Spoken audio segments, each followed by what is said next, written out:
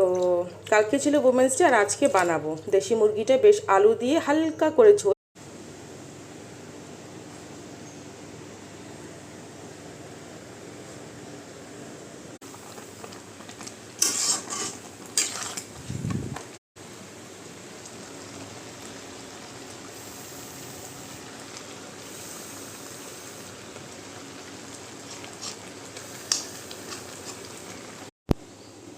It's ready.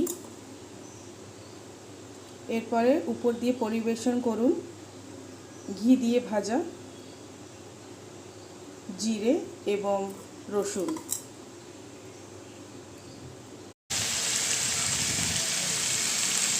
एक बार दिखा देती हूँ।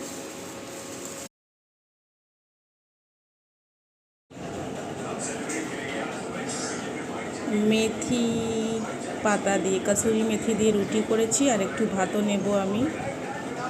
আর এদিকে নিয়েছি পেঁপে সিদ্ধ আর স্যালাড। এখানে আছে প্রতিদিনের জন্য ভাত, স্যালাড আর পেঁপে সিদ্ধ।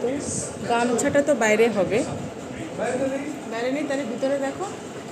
আর এখানে আছে পনির, মানে পালক পনির, উপর দিয়ে আমি যেরকম বললাম গার্নিশ করেছি একটু ঘি দিয়ে ভাজা রসুন। আর এদিকে আছে দেশি মুরগি, একেবারে ঝাল ঝাল গরম গরম, যে লেগ পিস।